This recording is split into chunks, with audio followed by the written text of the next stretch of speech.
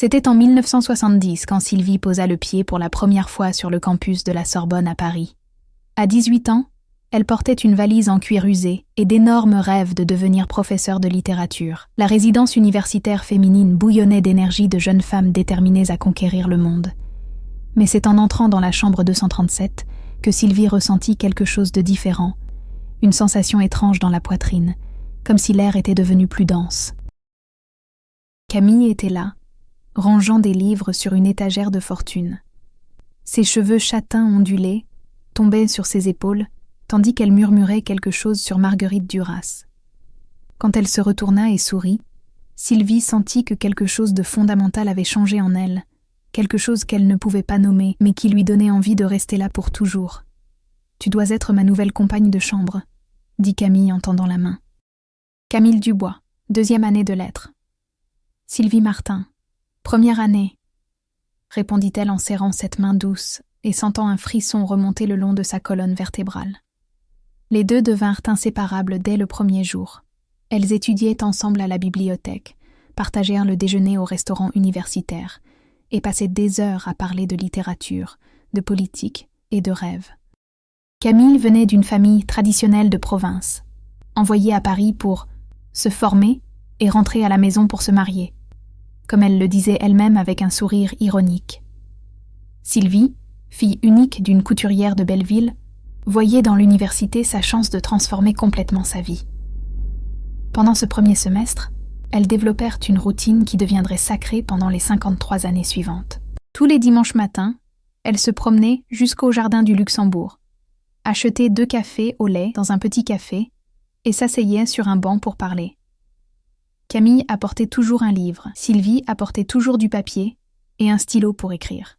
« Un jour j'écrirai sur nous », dit Sylvie un de ces matins, en observant Camille lire L'Amant avec une concentration adorable. « Sur nous ?» Camille leva les yeux en souriant. « Et qu'est-ce que tu écrirais ?» Sylvie sentit son cœur s'accélérer. « Sur notre amitié, sur combien c'est spécial d'avoir quelqu'un qui vous comprend complètement. » Mais au fond, Sylvie savait que ce n'était pas juste de l'amitié. Il y avait quelque chose de plus, quelque chose qui faisait se serrer sa poitrine quand Camille souriait, qui lui donnait envie de toucher le visage de son amie quand elle la voyait triste, qui la rendait jalouse quand Camille parlait d'un garçon de la faculté. C'était 1970, et Sylvie n'avait pas de mots pour ce qu'elle ressentait. Il n'y avait pas de référence, pas de représentation. C'était juste une sensation constante que quelque chose manquait quand Camille n'était pas là. La première année passa comme un film en technicolor. Elles participèrent aux manifestations étudiantes, assistèrent à des pièces de théâtre expérimentales, passèrent des nuits entières à débattre de Sartre et Simone de Beauvoir. Camille commença à sortir avec un garçon d'ingénierie, Pierre, et Sylvie fit semblant d'être heureuse pour son ami, tout en sentant quelque chose se briser dans sa poitrine. « Il est gentil », disait Camille. Mais quelque chose dans son ton suggérait que la gentillesse n'était pas exactement ce qu'elle cherchait. Sylvie forçait un sourire et changeait de sujet, toujours. Pendant 3 ans de faculté, elle perfectionna l'art de cacher ce qu'elle ressentait, d'être la meilleure amie, d'être toujours présente sans jamais franchir une ligne qu'elle avait elle-même tracée. Quand elles obtinrent leur diplôme en décembre 1973, Sylvie avait décidé qu'elle emporterait ce secret dans la tombe. Camille allait se marier avec Pierre dès qu'il obtiendrait son diplôme, retournerait en province et serait l'épouse parfaite que tout le monde attendait.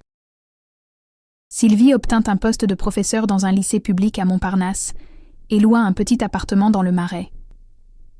Le dernier jour de la faculté, assise au même endroit dans le jardin où elle se retrouvait toujours, Camille dit quelque chose qui resterait gravé dans la mémoire de Sylvie pour toujours. « Sylvie, tu sais que tu es la personne la plus importante de ma vie, n'est-ce pas? Peu importe ce qui arrive, peu importe où la vie nous mène, tu seras toujours ma personne spéciale. » Sylvie ravala les mots qu'elle voulait dire, que Camille était plus que spéciale, qu'elle était l'amour de sa vie, que 3 ans à l'observer avaient été à la fois la plus grande joie et la plus grande torture qu'elle avait jamais vécue. Au lieu de cela, elle se contenta de tenir la main de son amie et dit « Toi aussi tu es spéciale pour moi, Camille. Très spéciale. » Cette nuit-là, Sylvie écrivit dans son journal « Aujourd'hui se sont dit au revoir ma jeunesse et mon premier amour. » Camille ne sait pas, ne saura jamais. Mais ces ont été les 3 années les plus intenses de ma vie. Je vais apprendre à aimer différemment. Je vais apprendre à être juste son amie. Mais le destin avait d'autres plans. 2 semaines après l'obtention du diplôme, Pierre mourut dans un accident de voiture. Camille, dévastée, appela Sylvie au milieu de la nuit, pleurant tellement qu'elle pouvait à peine parler. Sylvie n'hésita pas. Elle prit le premier train pour la province et resta avec son amie pendant toute la veillée et l'enterrement. « Je ne sais pas ce que je vais faire maintenant », murmura Camille, blottie dans les bras de Sylvie sur la véranda de la maison de ses parents. Tous mes projets étaient avec lui. « Tu vas trouver », répondit Sylvie en caressant les cheveux de son amie. « Et je serai là pour t'aider. » C'est ainsi que commencèrent 5 décennies d'une amitié qui défiait toutes les conventions, mais qui ne put jamais se transformer en l'amour que Sylvie savait qui existait entre elles. Les années 1980 arrivèrent avec des changements. Camille décida de ne pas retourner dans sa ville natale et obtint un emploi de bibliothécaire à la Bibliothèque nationale de France. Elle loua un appartement à 3 pâtés de maison de celui de Sylvie, et les deux reprirent leur routine des dimanches au Luxembourg, maintenant avec une intimité encore plus grande, assaisonnée par l'expérience de la perte et la maturité. Sylvie était devenue une professeure respectée, connue pour ses cours passionnés sur la littérature française. Camille transforma la bibliothèque en son sanctuaire, créant des projets d'incitation à la lecture qui gagnèrent une reconnaissance nationale. Les deux étaient des femmes indépendantes à une époque où cela causait encore de l'étonnement, mais elles trouvèrent l'une en l'autre le soutien nécessaire pour affronter le monde. « Tu ne ressens pas le manque d'avoir une famille ?» demanda Camille un matin de 1985, en observant une jeune mère jouer avec sa fille dans l'herbe. Sylvie sentit son cœur s'accélérer. Pendant un moment, elle pensa répondre la vérité, que sa famille, c'était elle, qu'elle se réveillait tous les jours en pensant à Camille, qu'elle planifiait les week-ends en pensant à ce qu'elles feraient ensemble, que son plus grand bonheur était de voir Camille sourire. « Je pense que la famille, ce n'est pas seulement le mariage et les enfants, » répondit-elle prudemment. « Je pense que la famille, c'est ceux qu'on choisit pour partager notre vie. » Camille sourit de cette façon qui faisait briller le monde de Sylvie plus intensément. Tu sais toujours quoi dire, mais Sylvie ne savait pas. Sylvie passait des nuits éveillées à imaginer ce que ce serait d'étreindre Camille d'une façon différente, d'embrasser ses lèvres au lieu de son front, de dire « je t'aime » avec le vrai sens des mots. Elle avait commencé une thérapie en 1983, désespérée de comprendre ce qu'elle ressentait. Mais c'était encore des temps difficiles pour les femmes comme elle. « Docteur, je pense que je suis différente », avait-elle murmuré dans la première séance avec Dr Rousseau, un psychologue progressiste qu'une collègue avait recommandé. « Différente comment ? Je ne me suis jamais intéressée aux hommes. Jamais. Et il y a une personne, une amie, qui fait battre mon cœur juste en la regardant. Docteur. » Rousseau avait été gentil mais direct. « Sylvie, ce que vous décrivez, c'est une orientation sexuelle. Ce n'est pas une maladie, ce n'est pas un choix, c'est simplement qui vous êtes. La question c'est, qu'est-ce que vous comptez faire avec cette information ? » C'était 1985, et Sylvie ne savait pas quoi faire. Elle ne connaissait pas d'autres femmes comme elle. Il n'y avait pas de représentation dans les médias. Il n'existait pas de groupe de soutien. Ses seules références étaient des murmures malveillants et des blagues cruelles qu'elle entendait occasionnellement. Comment pourrait-elle risquer l'amitié la plus importante de sa vie pour quelque chose que Camille ne pourrait jamais réciproquer ?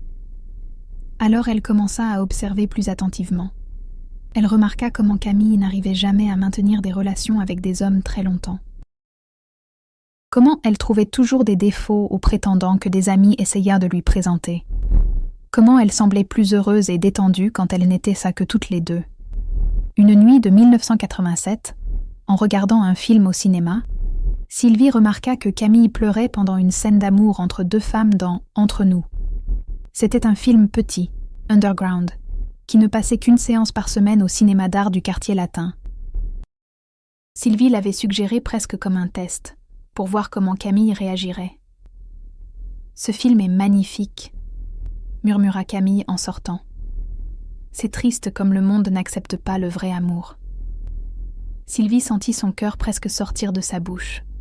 « Tu penses que 2 personnes du même sexe peuvent vraiment s'aimer ?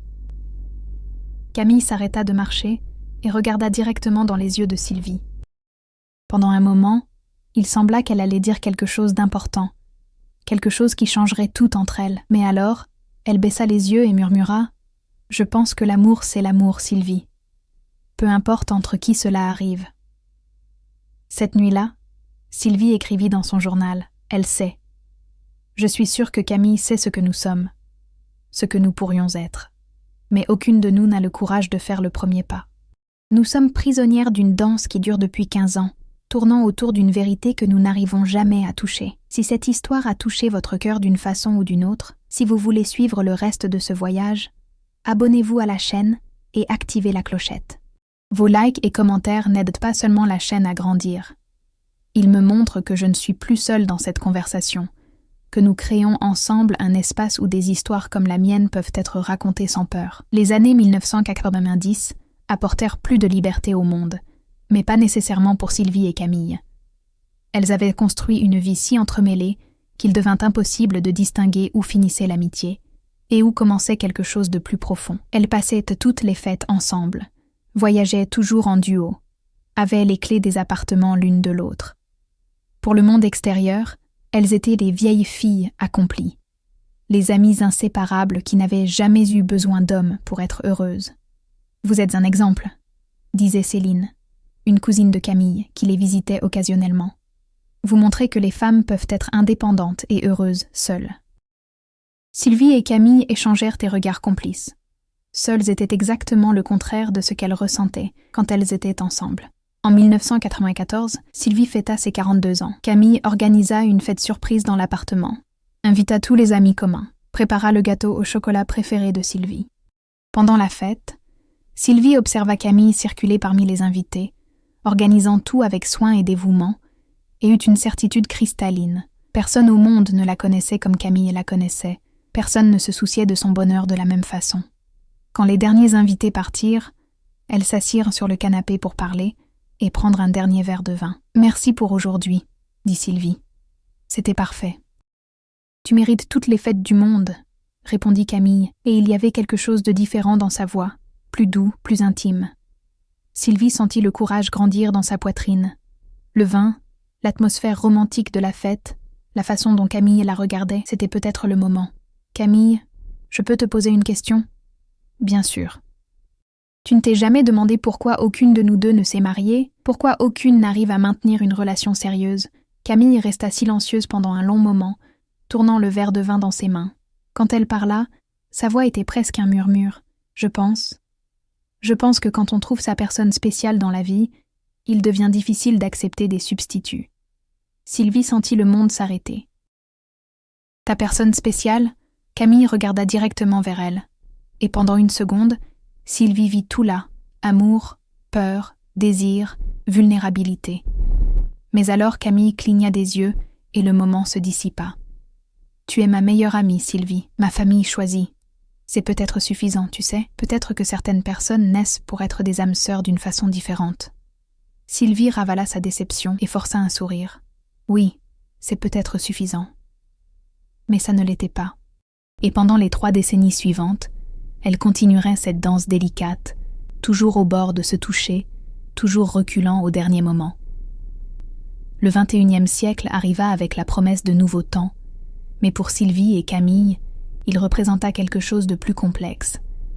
La perception qu'elles n'étaient plus jeunes et que certaines décisions ne pouvaient pas être reportées pour toujours. Sylvie avait eu 48 ans et Camille, 47. Elles étaient des femmes accomplies professionnellement. Sylvie était devenue proviseure adjointe de son lycée et Camille, chef de la section des œuvres rares à la Bibliothèque nationale. Mais leur vie personnelle restait dans une éternelle suspension. Parfois j'ai l'impression de vivre seulement la moitié d'une vie, confessa Sylvie au docteur Rousseau dans une séance en mars 2001. Elle maintenait la thérapie depuis presque 2 décennies et il était devenu plus qu'un psychologue, presque un confesseur. Quelle serait l'autre moitié? Pouvoir dire la vérité. Pouvoir être qui je suis vraiment avec la personne que j'aime le plus au monde. Et qu'est-ce qui vous en empêche? Sylvie soupira profondément. La peur de tout perdre. Camille, c'est mon encre, docteur. Si elle me rejette, si notre amitié finit, Je ne sais pas qui je serais sans elle. Sylvie, en presque 20 ans de thérapie, avez-vous considéré que Camille puisse ressentir exactement la même chose? La question résonna dans l'esprit de Sylvie pendant des semaines. Elle commença à observer Camille avec des yeux encore plus attentifs, cherchant des signes, des indices, des confirmations qu'elle n'était pas seule dans ses sentiments. Et les signes étaient là, subtils mais constants. La façon dont Camille trouvait toujours des excuses pour toucher Sylvie, ajuster une mèche de cheveux, tenir son bras en traversant la rue, des embrassades qui duraient quelques secondes de plus que nécessaire. Comment elle savait toujours quand Sylvie était triste, même quand elle essayait de le cacher. Comment elle planifiait des surprises élaborées pour chaque anniversaire de Sylvie, mais traitait ses propres anniversaires avec indifférence, comme s'il n'importait que quand Sylvie était là pour célébrer. En 2005, quand Sylvie eut 53 ans, Camille lui offrit un cadeau qui fit presque arrêter son cœur. Une première édition de L'écriture ou la vie, de Georges Semprun, le livre qu'elle lisait quand elles se connurent à l'université. « Je l'ai trouvé dans une librairie ancienne à Saint-Germain », expliqua Camille, observant Sylvie feuilleter le livre avec révérence. « J'ai pensé à notre première conversation sur comment Semprun écrit sur l'amour d'une façon qui n'a pas besoin d'explication. » Sylvie lut la dédicace écrite à la main sur la première page. Pour Sylvie, qui comprend que certaines histoires d'amour sont si profondes qu'elles se passent de mots. Avec toute mon affection, Camille. Cette nuit-là, Sylvie appela Camille à 2h du matin. « Camille, tu dors ? » ?»« Non, je lisais. »« Qu'est-ce qui se passe ? » ?»« Je voulais te remercier pour le cadeau. C'est le plus beau que j'ai jamais reçu de ma vie. » Il y eut une longue pause de l'autre côté de la ligne.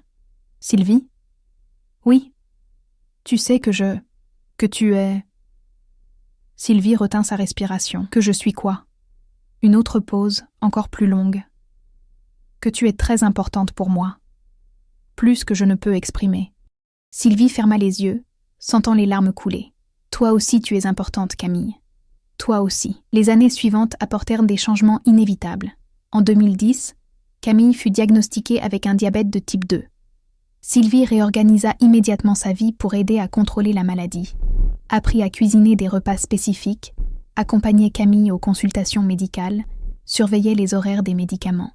« Tu n'as pas besoin de faire ça », protesta Camille un matin, quand Sylvie apparut dans son appartement avec un petit déjeuner pauvre en glucides. « Si, j'en ai besoin », répondit fermement Sylvie. « Qui d'autre le ferait ? » « Je ne sais pas. Un petit ami, un mari ?» Sylvie arrêta ce qu'elle faisait et regarda directement Camille. « Camille, tu veux un petit ami ou un mari ?» Camille baissa les yeux. « Non, je n'en veux pas. »« Pourquoi ? » ?»« Parce que... » Camille hésita, comme si elle était au bord d'un précipice. « Parce que je t'ai déjà, toi. » C'était la confession la plus proche à laquelle elles étaient arrivées en 40 ans. Sylvie sentit son cœur s'emballer, mais quelque chose dans son expression dut effrayer Camille, parce qu'elle ajouta rapidement « Comme amie, bien sûr. Tu es mieux que n'importe quel petit ami. » Sylvie força un sourire et retourna préparer le petit déjeuner. « Bien sûr, comme amie. » Mais cet après-midi-là, elle écrivit dans son journal. 40 ans à danser autour de la vérité. Camille a presque dit aujourd'hui. Presque. Parfois, je me demande si arrivera le jour où l'une de nous aura assez de courage pour faire le pas final. En 2015, Sylvie prit sa retraite du lycée à 63 ans. Camille, 2 ans plus jeune, décida de prendre sa retraite aussi, pour qu'elles puissent voyager ensemble. Elles achetèrent une petite voiture et passèrent 2 ans à explorer la France, partageant toujours des chambres d'hôtel, toujours comme les amies voyageuses. Pendant un voyage dans le sud, à Nice, elles s'hébergèrent dans une auberge romantique dans la vieille ville. La chambre n'avait qu'un lit double et le propriétaire assumait naturellement qu'elles étaient un couple. « Vous êtes ensemble depuis longtemps ?» demanda l'homme sympathique à la réception. Sylvie et Camille s'entre-regardèrent. « 45 ans », répondit automatiquement Camille. « Comme c'est beau. C'est rare de voir des couples qui restent ensemble si longtemps. » Aucune des deux ne corrigea le malentendu. Cette nuit-là, couchée dans le même lit pour la première fois en décennies, Sylvie sentit chaque centimètre de distance entre elles comme une torture physique. Camille en était si proche qu'elle pouvait sentir la chaleur de son corps, entendre sa respiration douce. « Sylvie ?» murmura Camille dans l'obscurité. « Oui ? Tu es heureuse ? La question l'a pris au dépourvu. Pourquoi? Parfois, je me demande si tu ne ressens pas le manque d'avoir quelqu'un de spécial dans ta vie. Sylvie ferma les yeux. C'était l'ouverture qu'elle attendait depuis des décennies. Camille, je peux te dire un secret? Bien sûr. J'ai quelqu'un de spécial dans ma vie, depuis 45 ans. Elle sentit Camille se tourner dans le lit pour la regarder. Tu as? Qui? Sylvie respira profondément. C'était maintenant ou jamais. Toi. Le silence qui suivit sembla durer une éternité. Sylvie pouvait entendre son propre cœur battre, pouvait sentir Camille traiter ses mots. Sylvie. Désolée, Camille, je n'aurais pas dû dire ça. Je vais dormir sur le canapé. Sylvie commença à se lever, mais sentit la main de Camille tenant son bras. Non, reste. Sylvie se recoucha, le cœur toujours emballé. Sylvie? Oui? Moi aussi. Deux mots qui changèrent tout et rien à la fois. Parce que même après la confession, même après avoir finalement admis l'évident, elles continuèrent à être juste des amies. Elles ne s'embrassèrent pas cette nuit-là, ne firent pas l'amour, ne se déclarèrent pas officiellement. Elles dormirent simplement côte à côte, sachant finalement qu'elles n'étaient pas seules dans leurs sentiments, mais toujours prisonnières de décennies d'habitude et de peur. Le lendemain matin, elles se réveillèrent comme toujours, amies intimes qui partageaient tout, sauf la chose la plus importante. Le diagnostic arriva un jour ensoleillé de mars 2020, quand Camille fêtait ses 67 ans. Cancer du pancréas, stade avancé. Le médecin fut direct. 6 mois. Peut-être 1 an avec un traitement agressif. Sylvie était dans la consultation, tenant la main de Camille comme elle le faisait depuis 50 ans. Mais cette fois, la pression des doigts entrelacés portait un désespoir différent. « Docteur, existe-t-il quelque traitement expérimental? Quelques possibilités que vous ne considérez pas ?» demanda Sylvie, sa voix tremblant malgré son effort pour rester calme. « Nous ferons tout ce qui sera à notre portée, » répondit l'oncologue avec gentillesse professionnelle. « Mais il est important que vous vous prépariez toutes les deux à ce qui va arriver. » Toutes les deux. Une fois de plus, quelqu'un assumait naturellement qu'elles étaient un couple, et une fois de plus, aucune des deux ne corrigea.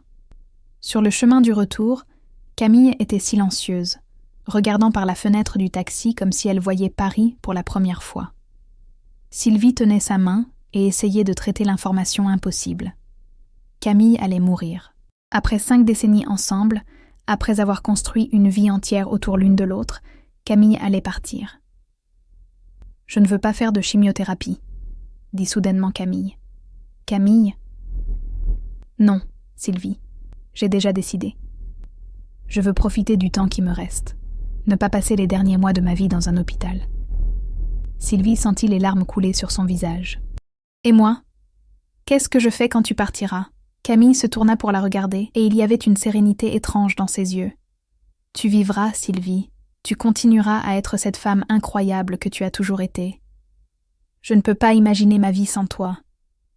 Moi non plus, je ne peux pas imaginer ma mort en te laissant derrière. » Elles arrivèrent à l'appartement de Camille en silence. Sylvie aida son amie à s'installer sur le canapé et prépara un thé, essayant de maintenir la normalité dans une situation qui était tout sauf normale. « Sylvie, je dois te demander quelque chose, » dit Camille quand elle revint avec les tasses. « N'importe quoi. Je veux que tu déménages ici, définitivement. Je ne veux pas passer mes derniers mois à faire semblant que nous sommes juste des amis qui se voient les week-ends. » Sylvie faillit faire tomber la tasse. En 50 ans, elles n'avaient jamais officiellement vécu ensemble. Maintenant toujours des appartements séparés comme une façon de préserver l'illusion qu'elles étaient juste des amies. « Camille, s'il te plaît, nous n'avons plus de temps pour les jeux, Sylvie. Nous n'avons plus de temps pour faire semblant que nous sommes quelque chose que nous ne sommes pas. » « Et qu'est-ce que nous sommes ?» Camille sourit, et pour la première fois en décennies, il n'y avait pas d'hésitation dans sa voix. Nous sommes un couple qui a été trop lâche pour l'admettre pendant toute sa vie. Sylvie déménagea dans l'appartement de Camille 1 semaine plus tard. Officiellement, c'était pour prendre soin de l'amie malade.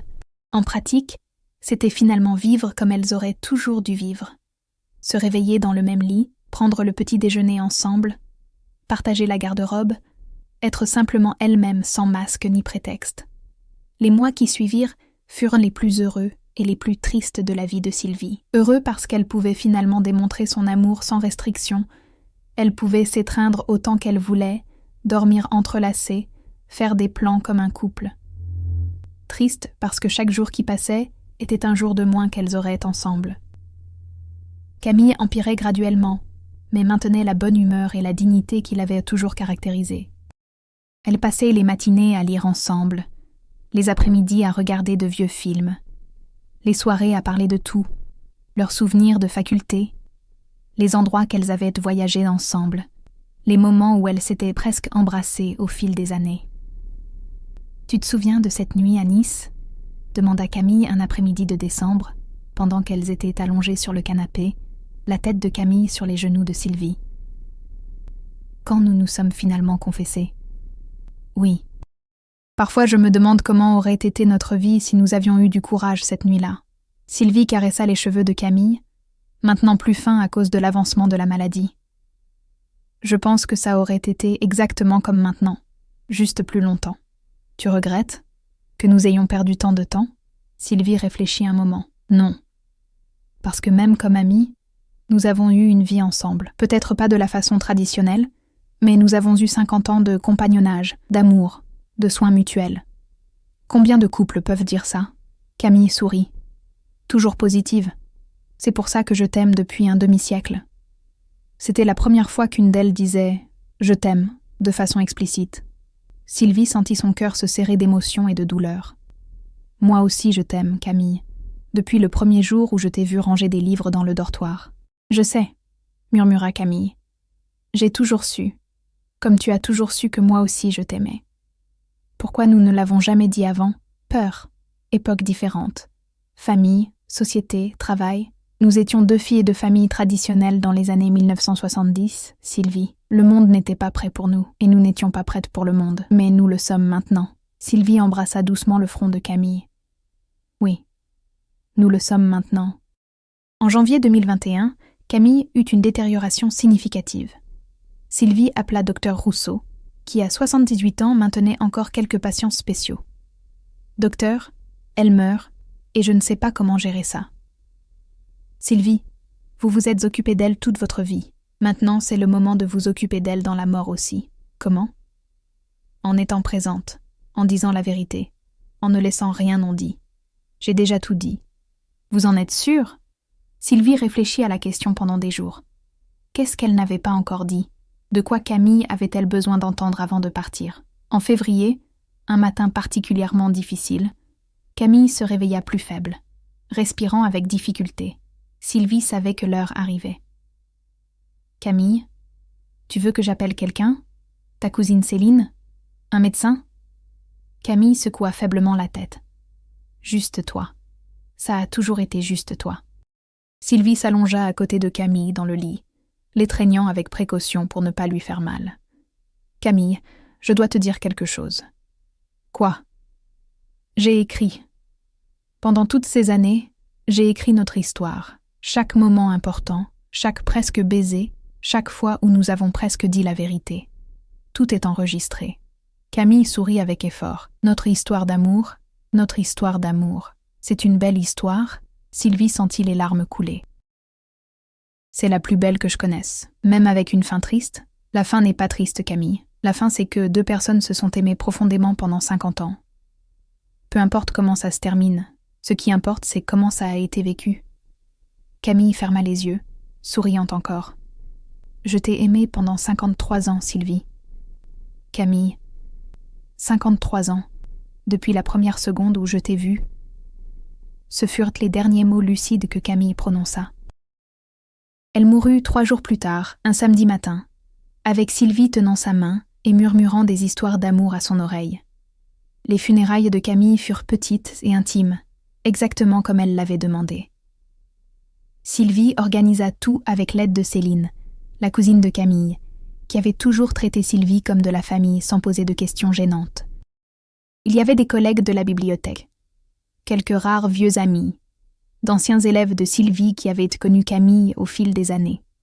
Pendant la cérémonie, Sylvie remarqua comme tout le monde se référait naturellement à elle comme la compagne de Camille, comme si 50 ans de discrétion n'avaient pas réussi à cacher l'évident. Le prêtre, un homme jeune et progressiste, parla d'amour qui transcende les conventions et d'âmes qui se rencontrent pour un voyage de toute une vie.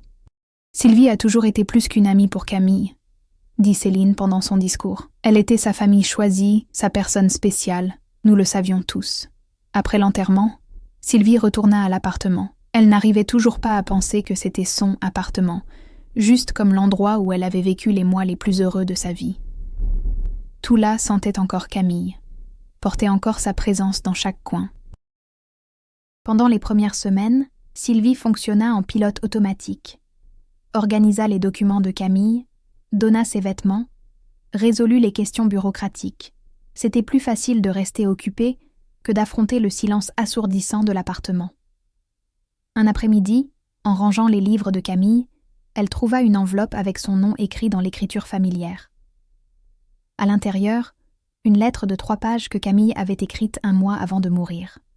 « Ma chère Sylvie, si tu lis ceci, cela signifie que j'ai finalement eu le courage de partir sans dire personnellement les choses que je n'ai pas pu dire pendant toute une vie. Premièrement, merci. Merci d'avoir été ma compagne silencieuse pendant 53 ans. Merci de m'avoir aimée d'une façon si pure et constante qu'elle n'a jamais eu besoin de mots pour être réelle. Merci d'avoir construit avec moi la plus belle histoire d'amour que je connaisse, même si le monde n'a jamais su que c'est ce que nous faisions.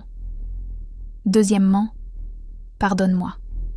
Pardonne-moi d'avoir été lâche, d'avoir laissé la peur parler plus fort que l'amour, d'avoir gaspillé des décennies à faire semblant que nous étions juste des amis quand tu méritais beaucoup plus. Tu méritais d'être aimé ouvertement, fièrement, sans cachette. Troisièmement, n'arrête pas de vivre. Sylvie, tu as 69 ans et tu as encore tant à offrir au monde. Ne te transforme pas en veuve endeuillée qui ne vit que de souvenirs. Continue à écrire. Continue à enseigner. Continue à être cette femme incroyable qui m'a fait tomber amoureuse depuis mes 18 ans. Et enfin, le plus important, raconte notre histoire. Tu as dit que tu as écrit sur nous pendant toutes ces années. Publie, Sylvie. Dis au monde que 2 femmes peuvent s'aimer profondément pendant toute une vie, même quand la société ne permet pas qu'elles vivent cet amour ouvertement. Montre que notre histoire n'est pas triste. Elle est révolutionnaire. Je t'ai aimé pendant 53 ans. Et s'il existe quelque chose au-delà de la mort, je continuerai à t'aimer pour toute l'éternité. Tienne pour toujours, Camille PS. Dans l'armoire du bureau, tiroir du bas, tu trouveras quelque chose que j'ai gardé depuis la faculté. C'était pour être ton cadeau de diplôme, mais je n'ai jamais eu le courage de le donner. Sylvie courut au bureau avec le cœur qui battait la chamade. Dans le tiroir indiqué, elle trouva une petite boîte de velours bleu. À l'intérieur, une bague simple en or blanc avec une petite émeraude, la pierre du mois de naissance de Sylvie. Avec la bague, un papier jauni avec la date de décembre 1973. Pour Sylvie, mon amour silencieux. Un jour, j'aurai le courage de te donner ceci. Camille. Sylvie s'effondra en larmes. 50 ans. Camille avait acheté cette bague 50 ans avant, quand elles avaient eu leur diplôme de la faculté, et n'avait jamais eu le courage de la lui donner. Cette nuit-là, Sylvie mit la bague et prit une décision. Elle allait raconter leur histoire. Elle allait honorer la demande de Camille et montrer au monde que 2 femmes peuvent construire toute une vie d'amour, même quand cet amour doit être vécu en silence. Elle commença à écrire le lendemain matin.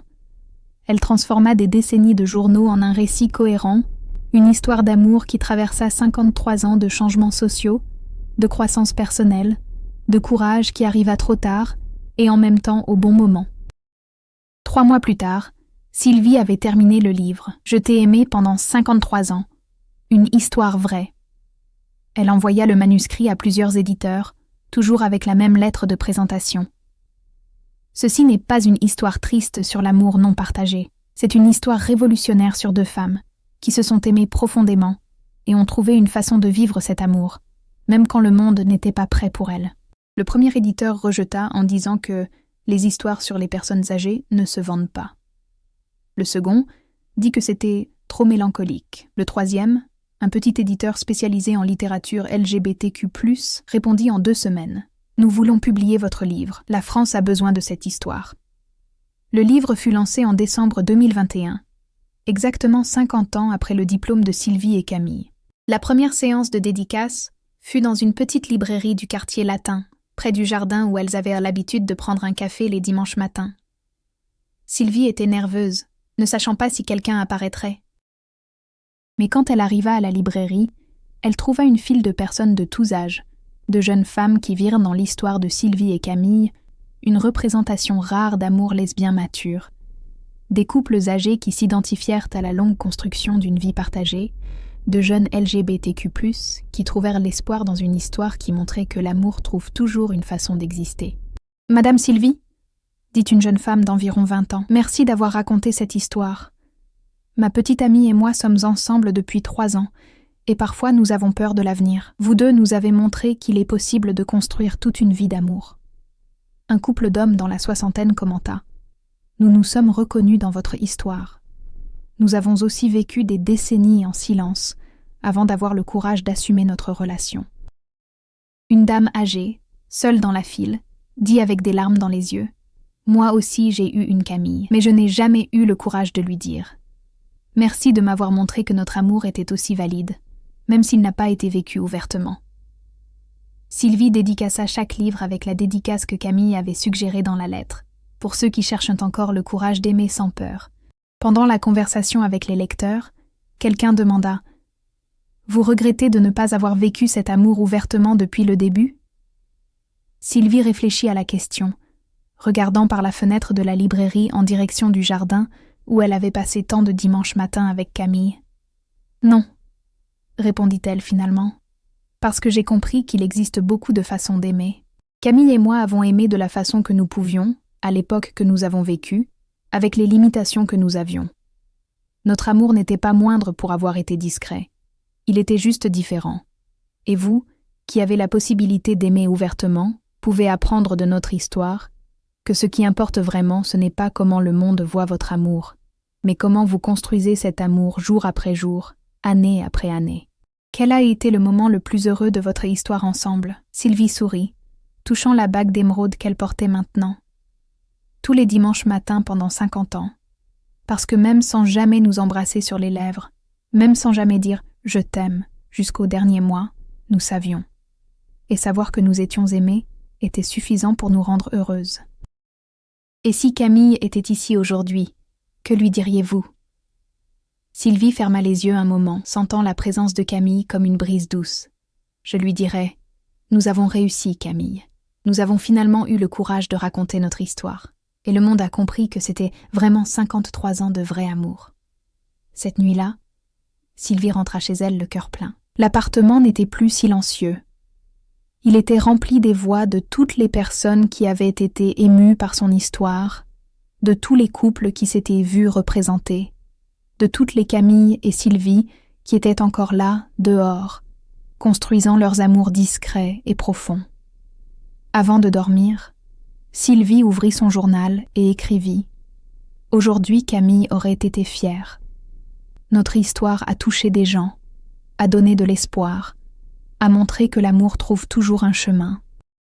Nous nous sommes aimés pendant 53 ans, et maintenant notre histoire va continuer à vivre dans le cœur d'autres personnes qui ont besoin de croire que le vrai amour en vaut toujours la peine, peu importe comment il est vécu. » Elle ferma le journal, éteignit la lumière et dormit en paix pour la première fois depuis que Camille en était partie, parce qu'elle avait finalement accompli sa promesse.